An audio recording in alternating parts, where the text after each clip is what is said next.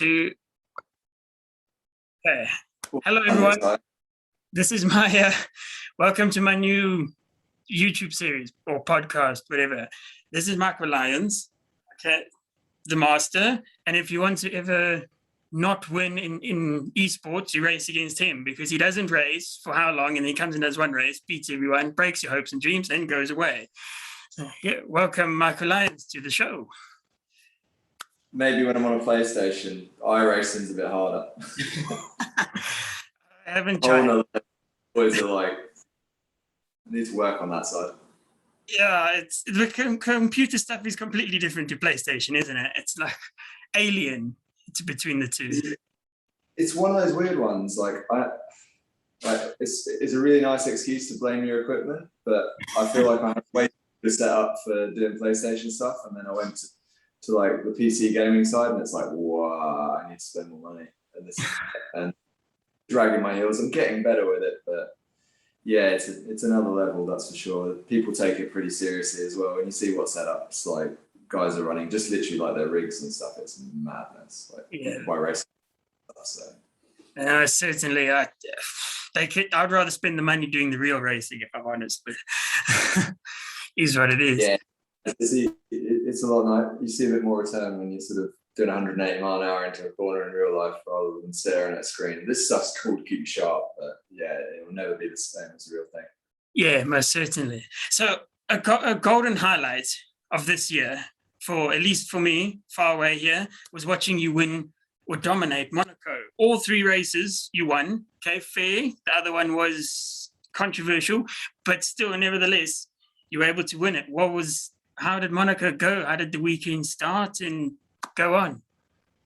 Well, for us, like, it was a small family team. Monaco starts January time, I suppose. By the time we've got sort of the entries in and all sorted, because obviously there's a fair bit in getting just through the selection and being able to make the grid.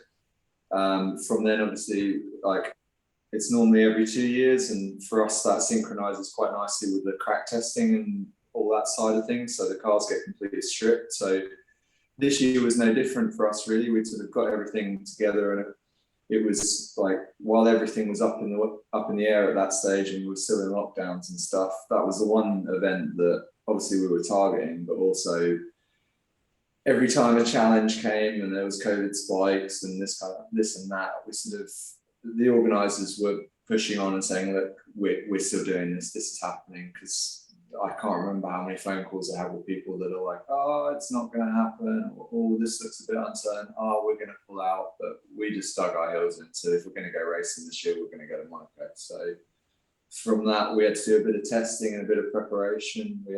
We did a couple of days up in Anglesey, which I found really helped. We were able to do, like, get any of the sort of little quirks out of the cars for where they've been apart and everything. Able to do quite a lot of engineering as well, because some of the cars obviously I'd had success there with before, like the Hesketh and the McLaren both had a good run there before, but like the biggest one for me was the Surtees, because we'd always been in the ballpark, but we were a little bit off. So like we did quite a bit of work with that car over the winter, and yeah, I was really happy. That sort of got the ball rolling on Sunday afternoon, and that was the one that sort of thought, after qualifying and everything else, I was happy to be second rather than thinking, oh, I should have been on pole and the world revolt sort of went the wrong way and it didn't happen for me.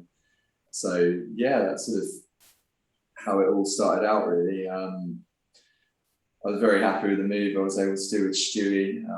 I love racing Stuart, to be fair. He's top draw driver. I mean, the guy's won at Le Mans. He's a WEC world champion. He's won in the cars racing against, actually, round there. Sure. He's won McLaren before, so proper top draw, decent guy. And so to go wheel to wheel with him in a pretty strong car in that McLaren, I was dead happy with that. The only moment where it suddenly sort of crossed my mind that the victory was on in that was after we'd gone through turn one and I was able to get the cut back. I sort of, just as I nudged the brake up into turn two, just before, for the left before Casino Square there, I just thought, I might win this now. Like, it was literally like a light bulb moment. It was crazy. From that point on, like in the early laps, he went with new tyres, which I mean, I'd love to run new tyres every session, but unfortunately, running 3 cars, we just can't do that. So I was on the tyres from quali, and it sort of, it's one of those, I had the advantage early on. I didn't have to wait for them to come in, which round there, depending on how the days run and how much oil goes down and stuff, sometimes the track can rubber in and get really good by Sunday, and sometimes it can still be pretty average. And luckily enough for us, it was pretty average. So in the early laps, he struggled a little bit, but then at the end of the race, he was coming for me. It was very wheel to wheel. My Surtees got a little bit wider. We got very close, but the thing I love about racing with him around there is I had absolute faith. I knew, like, I'd leave him space if he could wrong foot me, and he got himself into a place where I'd have to concede. I'd have conceded. Likewise, I knew when he was having a run at me and I had the higher ground, I had the higher ground. I didn't have to worry about him being out of control. I didn't have to worry about any contact, anything like that. We just cracked on. Yeah, that, like I said, that start to a very good day. It was mega to watch. But that's the John Love Surtees, isn't it? That's from this country. Correct. It's most of the life down with you guys. So it was the first customer car that Surtees ever built. The reason we run it in the brick bond livery is because that's how it would have left the factory. Okay.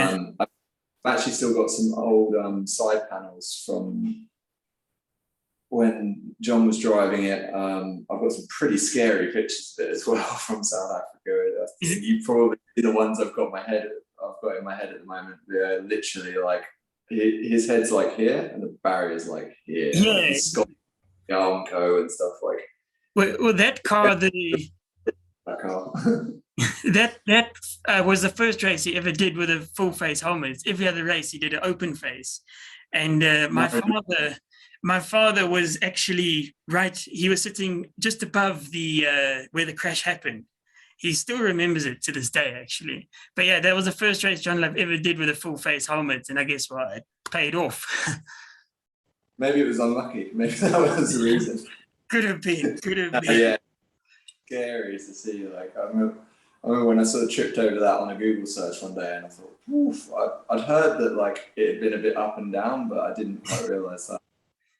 But the car stayed in South Africa for most of its life, to be fair. I think this might be a name that's familiar with you and maybe some of your guys back home, but I think it got sold to the Domingo brothers. Does that sound right? Yeah. They had quite a few cars. From memory, they were banned from racing at one circuit, so like they were limited to where they could go with it. Okay. That much I'm not aware of. It's one of those. It went through like quite a history one way and another. It's not in the front of my mind now, but I remember when we were retracing history to try and get the original FIA papers to prove what the car was and everything. It had quite a lively history. Yeah. Things are lively here with cars and stuff with history and people and things happen here. So coming off that, you had that beautiful win, and then you jumped into the McLaren, of course.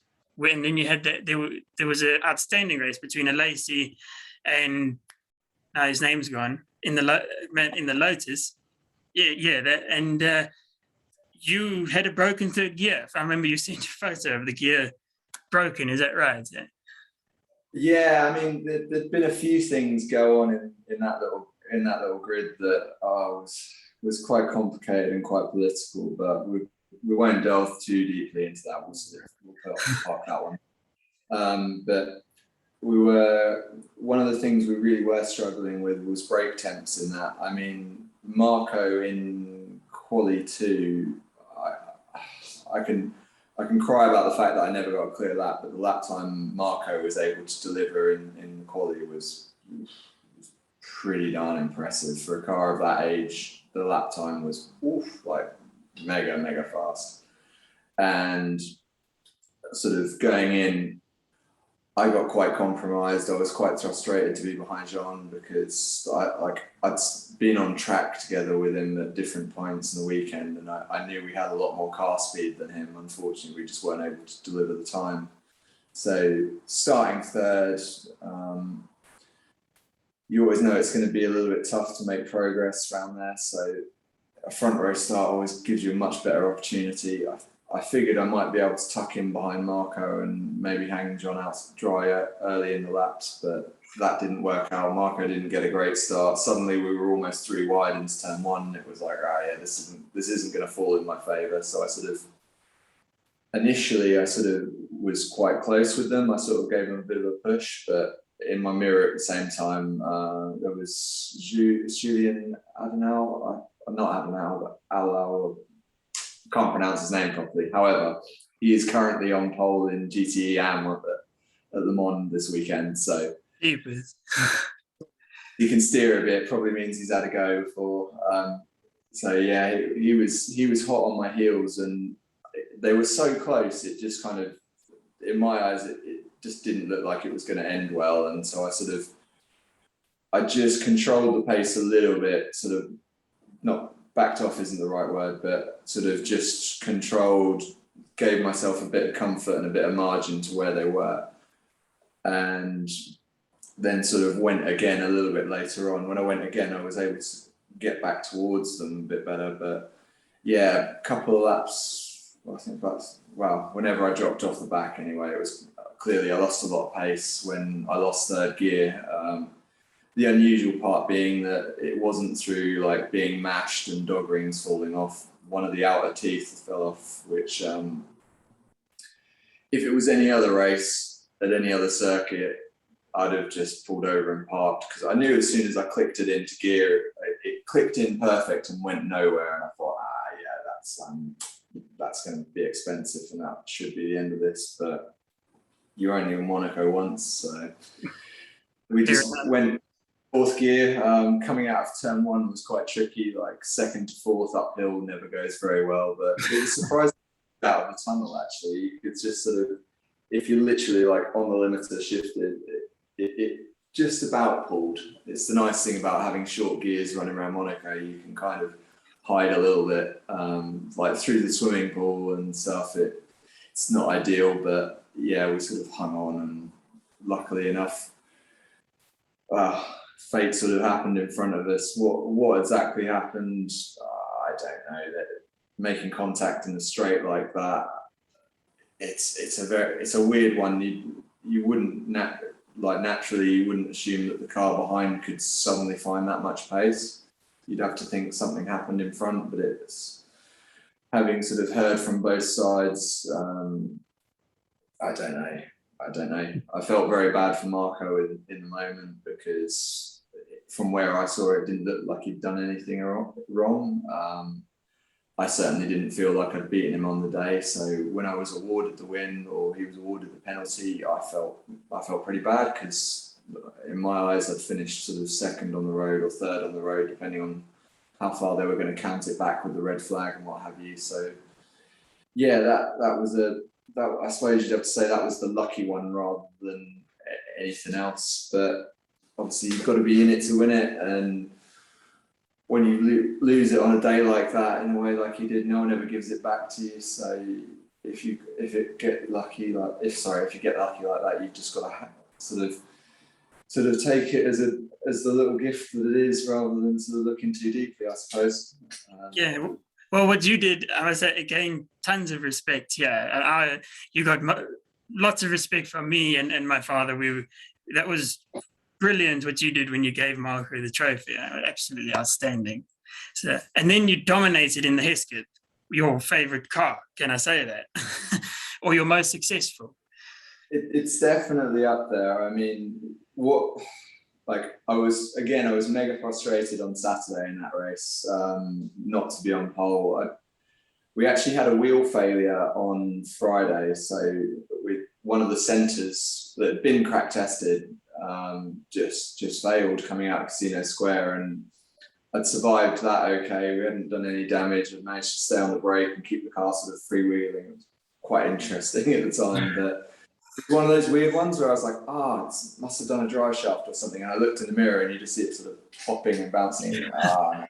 That's a bit more serious. So once I saw it come, I sort of got on the brake and then it's like, right, come on, the wheel. If the wheel overtakes me, then I can, because it's all downhill, I can stay on the brake and I can sort of wobble it down the escape road and not ruin the session for anyone and just sort of stay out of the way. And then it was a bit of a palaver and a bit of a drama to lift the car back up and get it on the truck without the guys doing any damage, because what a lot of people don't realize is there's some very good marshals at Monaco, but there's also some untrained guys, and they use the historic weekend as like a warm-up for the Grand Prix. So okay.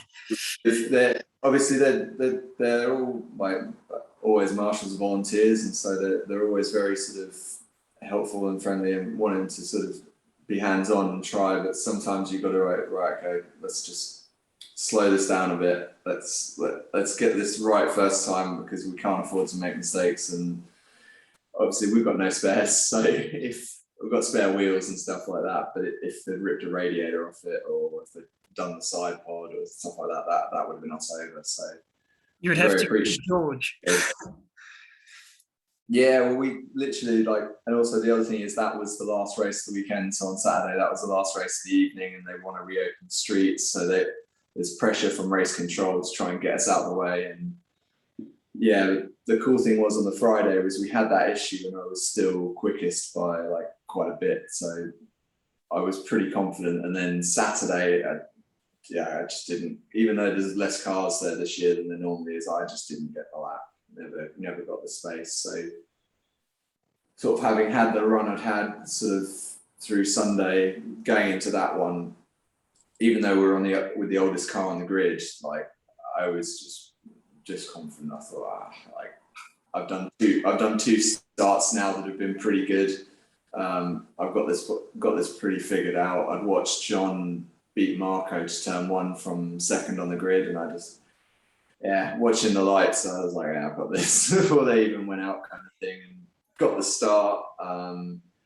Initially, Jordan was there. He's always going to be. He's got a very flamboyant style, maximum attack all the way. So it's never an easy sort of relaxed feeling seeing him in behind. But I thought, right, if I just get my head down, we can get out of trouble here. We can crack on. And sure enough, sort of he had. I'm not sure if it was. He had a failure, but I'm not sure whether he had it. I think he had a little contact or a little rub somewhere. Yeah.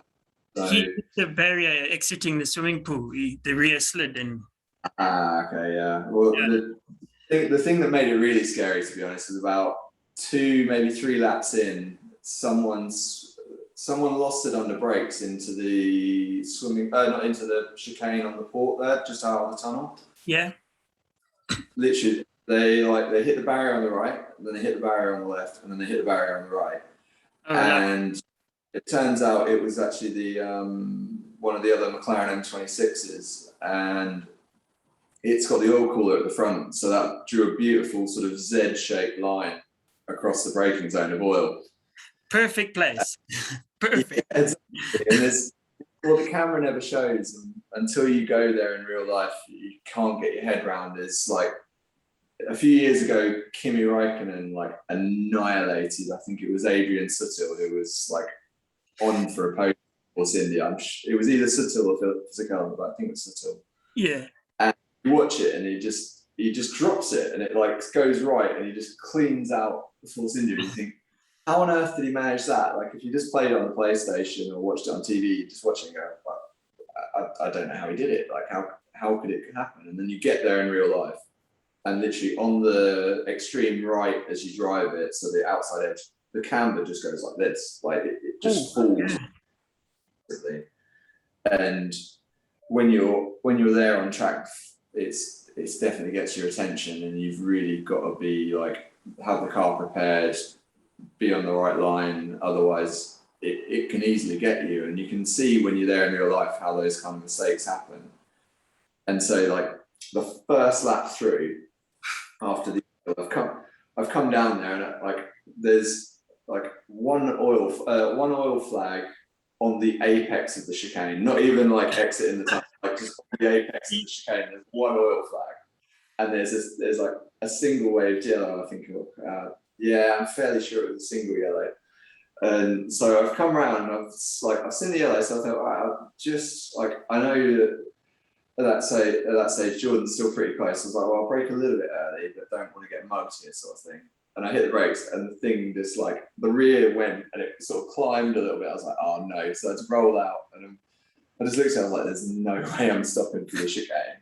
And just as I've got it like halfway slowed down, I thought, if he makes the second half of the chicane and I don't, like, I might get a penalty. At the moment, I've got everything to lose and nothing to gain. So I thought, all right, I'll shoot through the chicane, and like shot through the second part of it. And I've looked in the mirror, and obviously he's just gone like straight, and he's like right behind me. I'm like, oh, now this is getting hard again. So the next lap we've gone round there, I was like, I can't miss the chicane, because if I miss the chicane, like he'll make it and then I'll get a penalty. So like brought it back even more, and like 3/4 of the way through the braking area, like I haven't locked the rears this time. Like I've got it halfway slowed down, but it's just really teetering on the edge. And I thought, I've got to make it through the chicane. Whatever happens, I've just got, even if I nail the curve on the right part, the first part, like I've just got to try and get it through here. So I get it through in a little bit hot, and then get through. And then I think Jordan must have backed it off even more, because I gained a bit of time through that segment, and I thought, right, okay, I think I've got that bit in my head now. I know where I can brake and where I can't. And yeah, I think obviously afterwards he made that bit of a mistake, and then suddenly I was just driving it home, really. Once he'd vanished, the boys on the pit board were pretty good. They sort of made me aware of the gaps, and I just thought at that point it was, obviously you can't back off too much, because you start making mistakes. But at the same time, obviously I'd had the gear failure in the previous race, so suddenly I was sort of changing gear like my mum, plenty of clutch, nice and slow.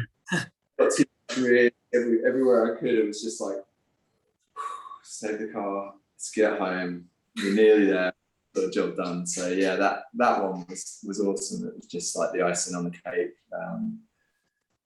Yeah, so I think because eventually at the end the track cleaned up a little bit, and a few guys got quite quick at the end. But yeah, we were just in get me home mode. We were just cruising. So yeah, I mean it's a crazy feeling to drive those cars around there. So just getting the chance is awesome.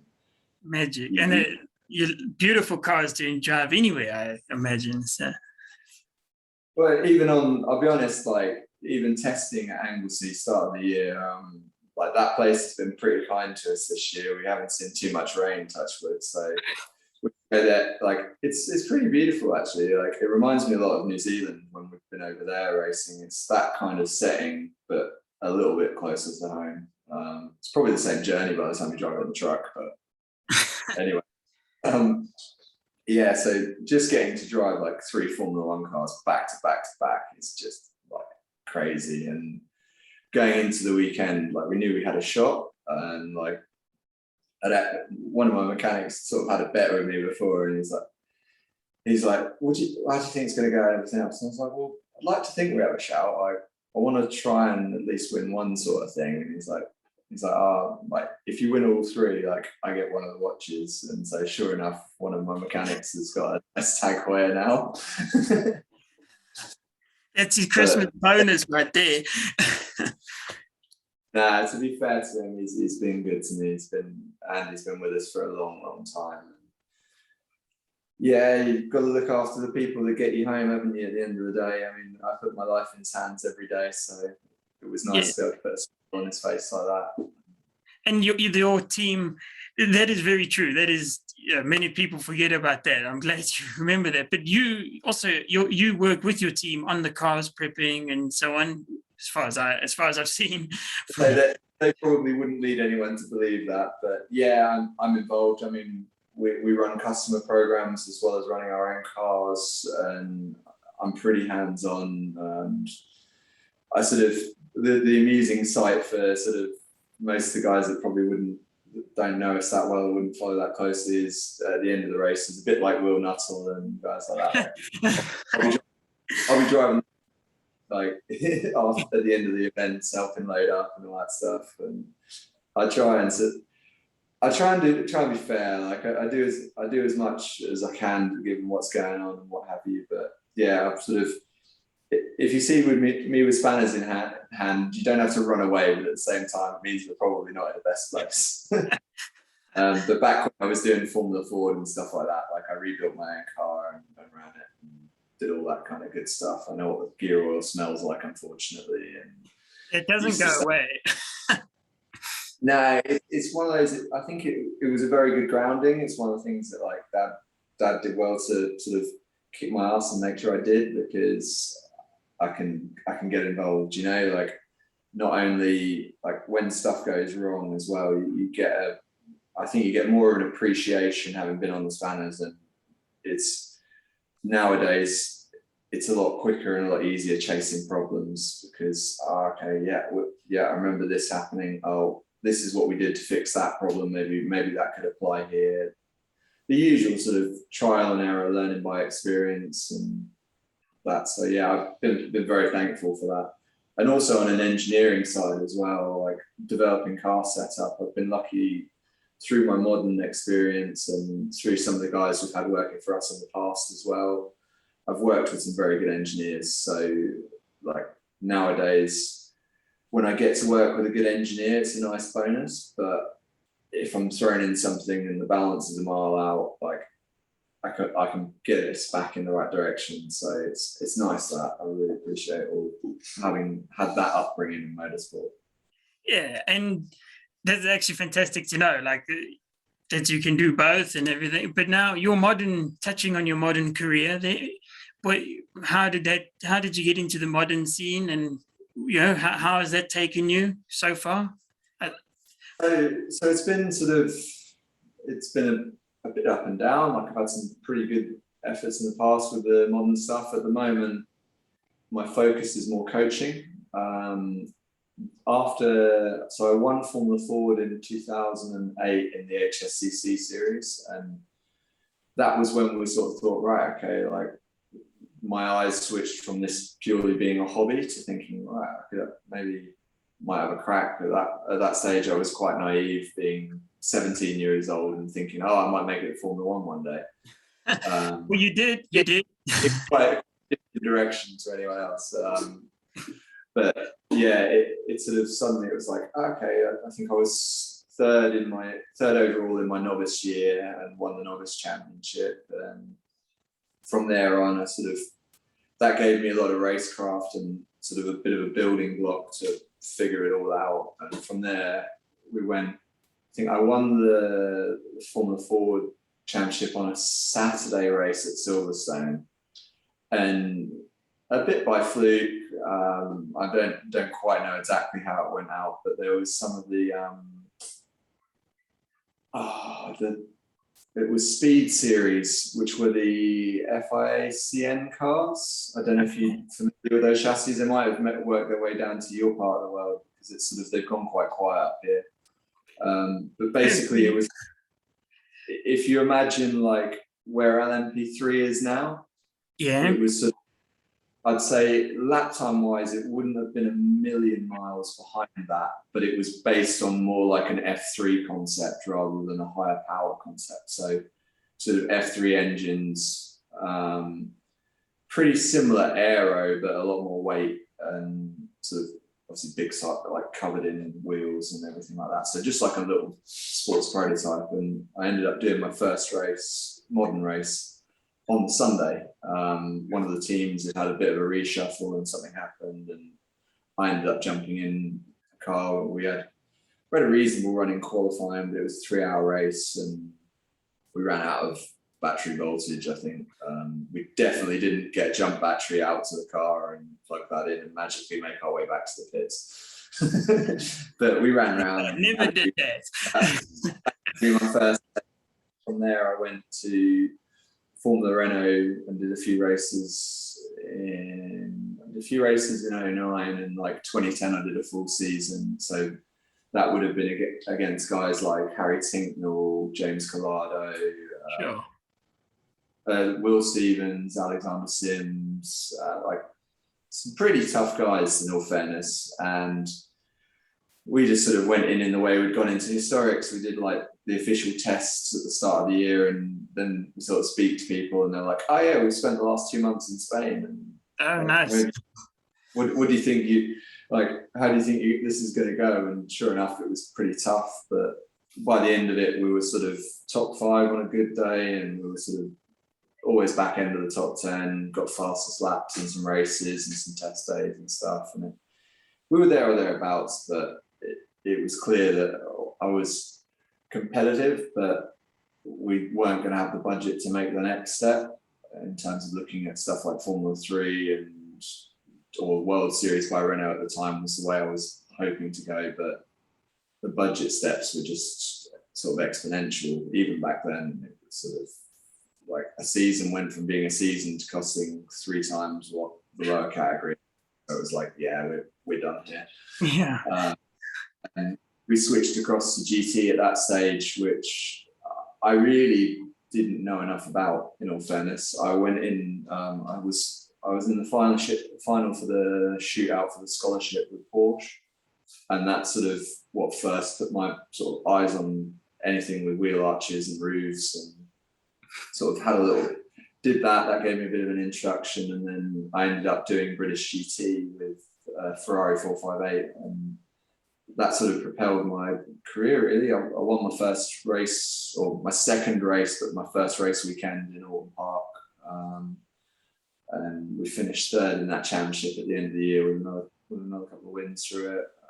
And then went on, that was 2011 and 2012, did FIA GT3 with AF Corsa, which was like not a full works program, but obviously they run the factory cars, and it was a championship. D'Amato had eyes of getting a good result in. We were able to finish up second in that with a few good results against some pretty strong guys, and that's sort of the way it went. We did after FIA, I think we did GT Open, which we led for quite a bit of the year. I think we ended up finishing 5th, and that program also involved Spanish GT, which I think we were 3rd in.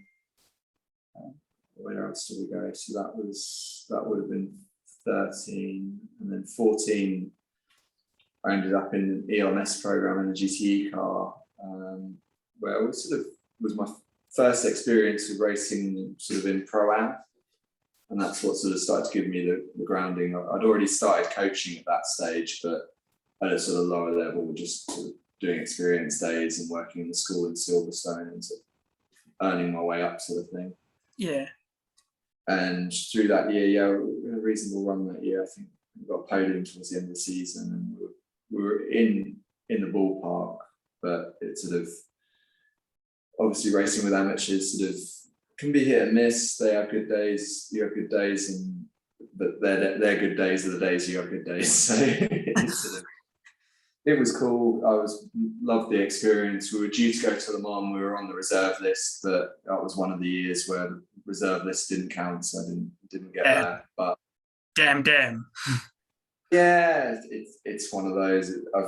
I've been lucky enough to race Group C cars around there and have some good results, but the 24 hours is about the only thing that's on my to-do list, shall we say, because I've got to do Bathurst a couple of times, and I've got to do Sebring, Abu Dhabi, races like that. So it'll happen when it happens. I'm ready for it, but at the same time, I'm not going to sort of pin my hopes on someone falling ill tomorrow and getting on a plane. So yeah, never wish on others.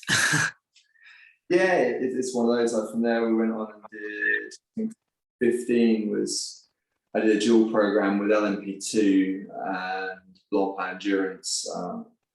When it all started coming together, it was a bit of a sort of change of seas for me in the GT side, because I went from doing GTE with AF Corsa to, from the outside anyway, what would almost come across as joining the enemy, joining Kessel Racing, because obviously like in Ferrari Challenge and stuff like that, they're all quite competitive. But at the time, it was actually Amato kind of put in a good word for me and steered me across, because we didn't.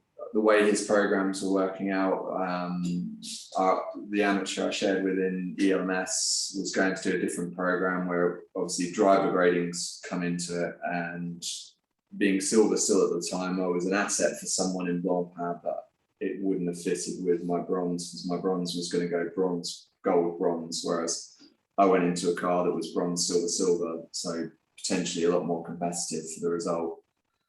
And we were pretty good, I think, because at that stage, Blancpain was like 60 cars plus every weekend, like mega competitive. And I was able to be on the front couple of rows of the grid overall in sort of 2 out of the 5 events.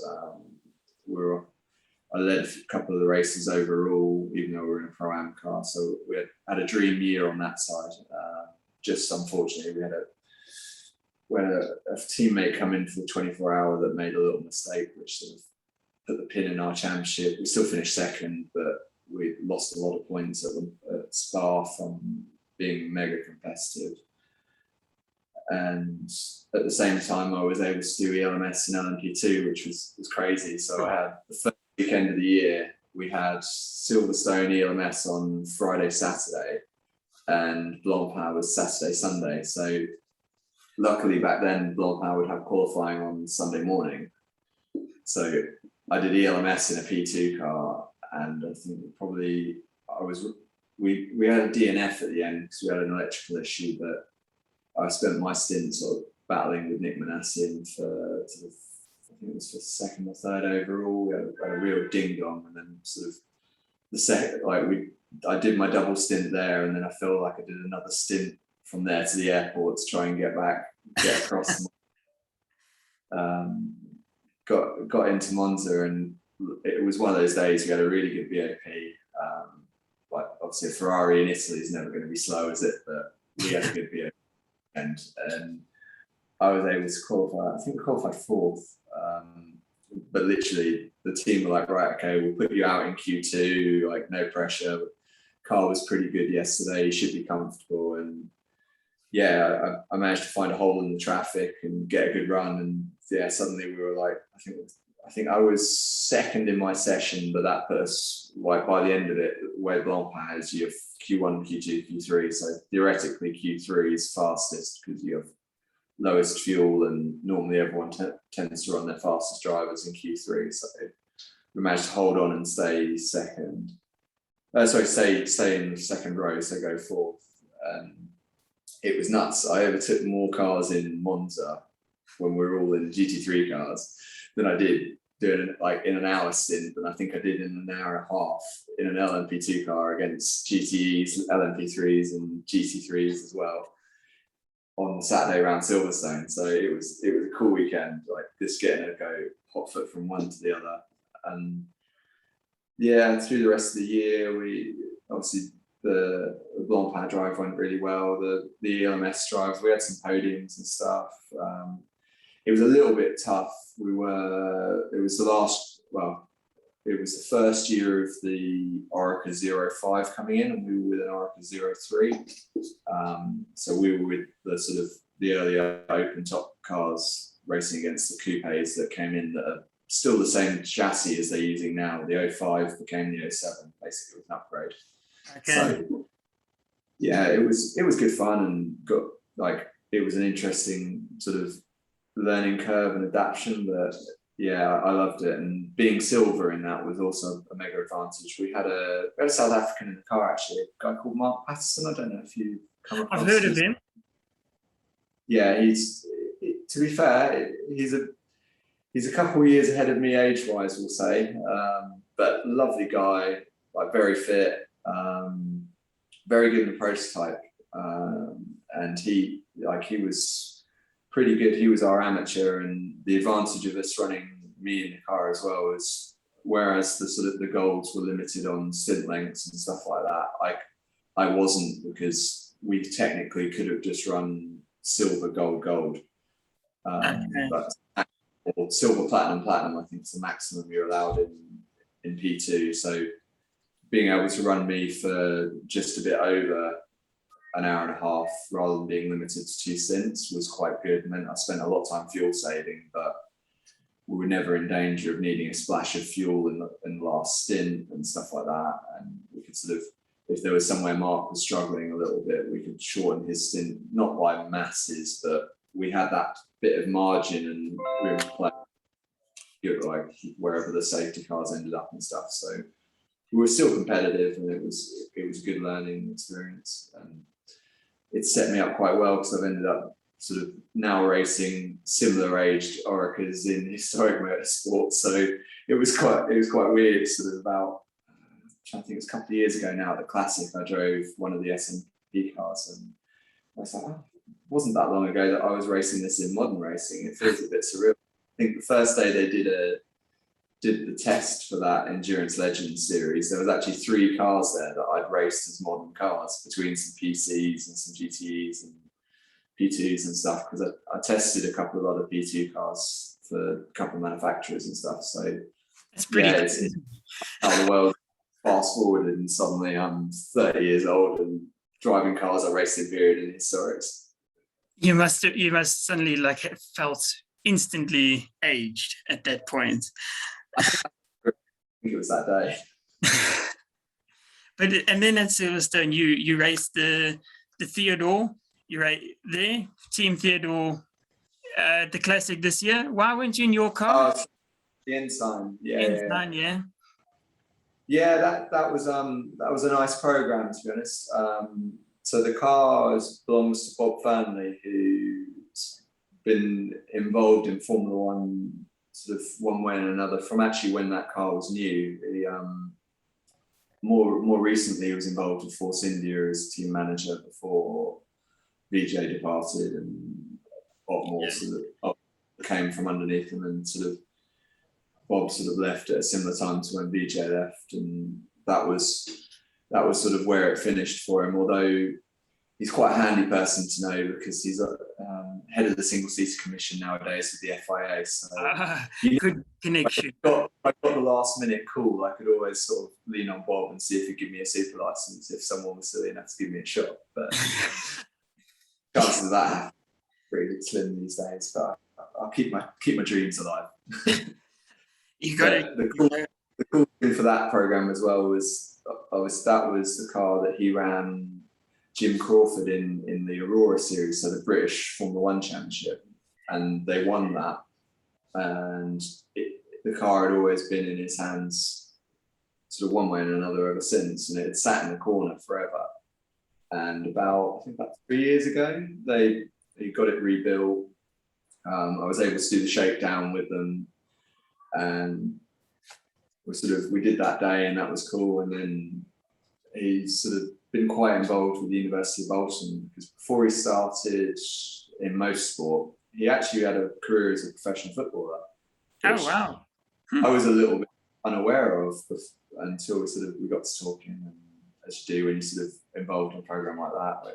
And yeah, so Bolton was quite close to home for him, and Ensign weren't based that far away as well. So it was sort of quite a neat little program. And what they put together with the uni was basically a study of the car on the basis of the new F1 regs that are coming through for, is it for 2022 or is it 23? I'm not sure. I think it's next year, isn't it? I'm sure it's next year. Yeah, next year. So they basically, the rule set's changing towards a ground effects concept again. So obviously ground effects car from the 80s, it's the same principle, a bit more basic. So it gave them a chance to do a study on the car, and also that it gave them the motorsport program a race program rather than just some theoretical stuff and the odd bit of testing here and there. It gave them a proper race program. So again, we did our homework, we did a little bit of testing beforehand. We knew we were going to be a little bit down on power because we had the original engine from when the car ran in Aurora, obviously been rebuilt, but the sort of been an ever evolving thing, and the specs nowadays to the specs they ran then are quite different. So we knew we had an old spec engine, we were going to be down a little bit on top line horsepower, so we had to optimize everything else. But we had a pretty clean run through the whole weekend, to be honest. We had a couple of little dramas in free practice, but we we did those sort of knowing that we had a bit of margin and gave us a bit of time. When it rained on Friday, I must say, I had a little smile on my face because I thought, right, okay, that's going to make the job a little bit easier. And I was able to make a gap in that. So that worked really well. And then Saturday's race, with the weird rules we have in F1 at the moment, with no overtaking till the fifth corner and that kind of thing, starting from pole was a big advantage. So I was able to capitalise on that. I made a good break. Because I knew, to be fair, Mike Cantillon in that Williams, that's a very good car, and Mike's been in the championship a long time. Likewise, Steve Hartley as well in the McLaren, two very experienced guys in some very good cars. So I knew they weren't going to make it easy, and like our best laps in the dry were all pretty close. But I was able to sort of break the spirit a little bit early on of those guys, and then I could just have my own race and sort of control it a little bit. And then race 2 was fun. Obviously with a reverse grid for top 5, it's controlled by number of cars. It goes anything up to top 8, but it was top 5 for there, so that was quite cool. Lucas did a pretty good job of keeping the car together and sort of starting from pole, which is obviously always a bit of pressure, and being in an early car, like, you know, obviously you're lacking downforce and you're hanging on, and when you've got everyone around you, like, fair play to him for keeping the lead as long as he did, because like, having been when the foot's been on the shoe's been on the other foot, should I say, it keeps your concentration up. But he was a bit of a cork in the bottle for us, so I was able to get a couple of good moves done, and once I got the lead, it was just sort of like, again, right, keep out of trouble, keep it on. Let's have a run round and get this thing home. And yeah, that's sort of how it played out. We did have a bit of experience on our side as well, because obviously Bob is still involved, just because he sort of comes at it from a team management side. He still understands the engineering side and sort of involved on that front. And we also had Ken, who built the car originally. He was sort of overseeing the program as well, so that there was a nice mix of youth and experience, and they got the job done on the sort of second weekend, really, because previously they'd had Johnny Herbert in the car at Brands the year before, and they were able to get a nice bit of publicity through Sky F1 and stuff like that, and expose what they were doing with the program. And then for Silverstone, sort of, I'd got the call, and there were big shoes to fill, but I think we was lucky enough to be able to fill them quite well, and everything worked out. So. It was fantastic to watch as well. And it sort of, when I saw you in the front row, that Michael has this in the bag. I didn't even like doubt, and then you disappeared. And I thought, okay, I win. So, and it was a lucky one of having done so many days around there through working in school, and obviously it being sort of the home of British motorsport, really, isn't it? So I've done my fair share of laps around there, and been lucky enough to drive looks like the Williams around there before, and the Hesketh in the past and stuff like that. So yeah, sort of, I've got half a chance around that one. That one always feels a little bit like it should be on my side. Let's put it like that. You more at home at there than Goodwood, from what I know. Yeah, it was a weird one. I mean, I tend to do more slick shod stuff than treaded tyre stuff, so I don't get much of a run there. No, I'm not something I'm against or anything like that. It's just it hasn't panned out. I had quite a fun race there last revival with Martin Stretton when I was racing a Healy with a Corvette engine. It was like a Healy 100 with a Corvette engine, and that was a cool thing, to be fair. Like it was an original New Zealand special, and some friends of mine had rescued it.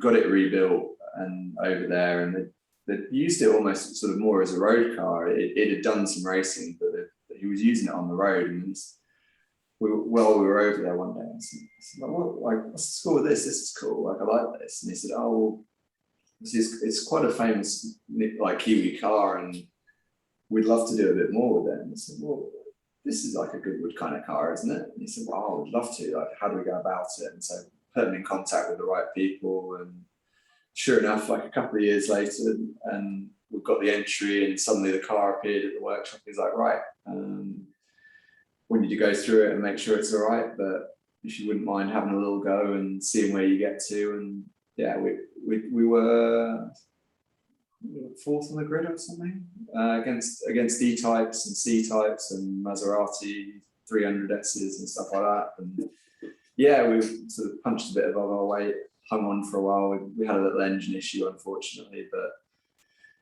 like we were in the race and having a good battle. So it was good fun. That's the last time I've been around there. So see, Sure. hopefully get it. Yeah, no, that's very impressive. And then, so among things like, what is your best car or best memory regarding racing, or your most favorite memory? I don't know. It's a memory-wise. I like to think I'm not done yet, so I try not to look back too much. But obviously, Monaco is a pretty special day. We've done it's one of those that you always hope it's going to go like that, but you could never expect it to. So going forwards, obviously there's another one next year. We're going to try again, but you just never know, you know. So that's got to be up there. The win we had in the Group C car around the mall was quite cool because with the Gebhardt program, I've actually gotten to know Fritz, who was the original guy behind Gebhardt in period. It was his team, it's his deal. From when we first got the car, we sort of found out that he was around, and so sort of made an initial contact and just said, got the car, is there anything you can tell us about it? And so we had quite a Germanic response initially of sort of, we are not interested in sponsorship. was like the response. And it was really funny because at that point I was just like, no, just we've got the car, we're going racing, like anything you could tell us, anything, you know, like okay, yeah. So I responded to that with sort of like, no, just interested in going racing with it and everything else. And so he came and saw us in Zandvoort, and we won our first race with the car in Zandvoort when he came to see it. And awesome. It's nuts how a day can change, because suddenly we did that, and we fast forward to 2021, and he's actually holding a Group C race next weekend, which we're going to with the C91. He's bought back the C88, which sort of similar Momo livery, ran with a turbo. Was C2 car a little bit earlier. It looks like a Mini 962. Sure. So yeah, like he's cool, and gotten to know him through that, and obviously getting that car. It's a good concept.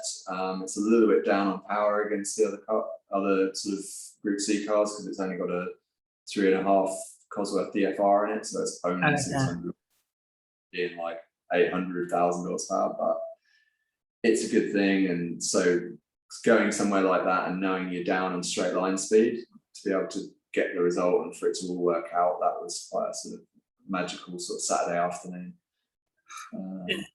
Yeah, and then also modern racing stuff, leading in the night in Spa when I was driving for AMG, having started from the back of the grid. That was quite a cool experience. Getting to drive for Lamborghini Factory on the Nordschleife in that program. That race is just nuts. Like we have like a proper wheel-to-wheel battle with another GT3 car, and then suddenly overtaking Toyota Igos and Theos and stuff. And the guys in the slow stuff must just like, they have the biggest mirrors or the biggest eyes as you guys come by in your GT3s. I think it's easier in the dark. I think like during the daytime it's nuts because you never know where they're going to go. But if when you qualify in, I think it's top 20 or top 40, you get the blue light, and so suddenly rather than your position light in the top corner like flashing white, it flashes blue. Okay. And see that in the mirror, it's amazing. Like the seas just part and you just plow through. It's awesome. Moses parting the oceans. Yeah, exactly. Literally parting the oceans. And then it, like when you go to the Nordschleife for the first thing, it doesn't matter whether you're a sort of Le Mans winner or Formula One world champion, or you've just in your 5th race and you've got an international license, you all have to do the same thing driving a lower class car for sort of, I think it's 3 races, or it might even be 4. It's a number of laps and a percent of finish in the percentage to get the unlimited license around there. And so we've all done it. We've all had to drive. Like I did it in a little BMW M240, and yeah, you learn pretty quick. And it's almost easier in the lower classes when it's the pro guys coming through. When it's some of the AMs and the high class cars, they tend to be a little bit more unpredictable. But when you see someone committed around there, you can tell it a mile off. Like if you see someone that's taking a bit of risk, you just fall out of the way. It's natural. But it's incredible. Yeah, it's a cool race to do. That's for sure. That's definitely like that. And leading at Bathurst. Unfortunately, I haven't driven a GT3 car around there. I drove a Carrera Cup car, and I drove a GT4 car, a BMW as well. And that's a special track. That's definitely a special track. I'd say sort of if you were to pick 3, I think there and Nordschleife and Monaco would definitely be like, that'd be my triple crown. Sure. I haven't been owner, I haven't done Indy or anything like that, but for me, they're 3 proper circuits, and to drive anything fast around any of those is a good day. Bathurst seems like there's like absolutely no room for error. One mistake, that's it, finished. In a way, though, it's easier than Nordschleife because I find it easier when the barrier is the white line.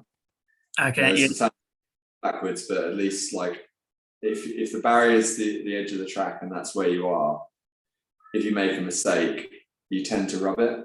You don't tend to get it really wrong. Whereas Nordschleife, you've got like circuit, car width of grass for the accident to go really terrible, and then a barrier that you can hit at all kinds of the wrong angle. It's like, it's one of those, there's a lot of points on Nordschleife where you look at, if you just stopped and like ever did a track walk, I've been round it slowly sort of to get my head around it and walked various bits of it, but I've never done like a full track walk. But there's lots of bits where you stop and you look at it and you go, like, all that runoff is going to do is just make this little kink when it's gone wrong, or if something had broken, you end up on that grass, it's just going to make it the worst accident you've ever seen. Like, it's nuts. It'd be, in my eyes, it'd be far safer if the wall was just a white line. Those accidents we can see when you Google on YouTube when the civilians take their cars around, and it's whatever it is, it gets destroyed there and then.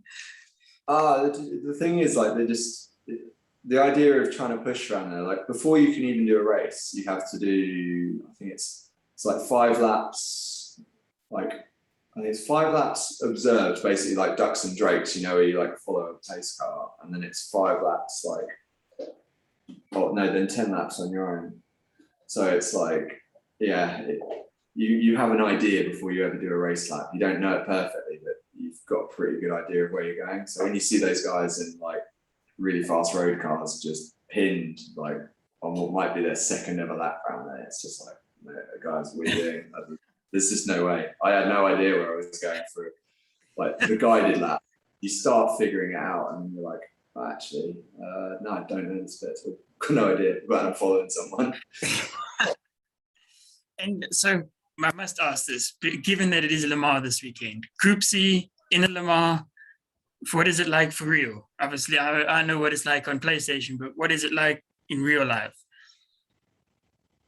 So, like, Le Mans is a cool circuit, but it's one of those, you sort of, when you're hacking down the wall sign, you're just attacking those braking areas, and until you've got a few laps under your belt, that's pretty risky, pretty scary stuff, because you haven't been there for like 3 and a bit, 4 minutes, and then you've just got to trust that, right, okay, last lap I braked at 160 meters, and that was too early, but I don't know if I tried braking at like 100 meters, because bear in mind, even in our car around there, I think we were touching 200 mile an hour, and we're so on. So like it's fast.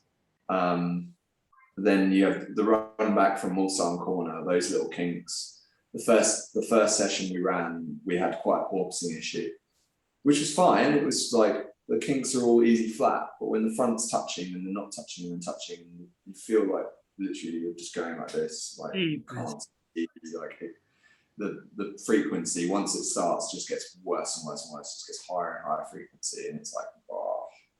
And so that was pretty terrifying. But once we got the car, like we got the downforce levels balanced out and we were able to address it, yeah, you get into a good flow. Like the Porsche curves are awesome. You've got to respect the last couple of chicanes because the curves are pretty high. And we're in a prototype, obviously you can't be too involved in that kind of thing, but sure, it's a cool place. It's a very cool place. I haven't got to do any night laps. I've got to do some evening laps, but never any night laps around there. And I think it transforms again when you get to the night. Yeah, because a lot of it's dark, so a lot of it is raced by headlights from what I see.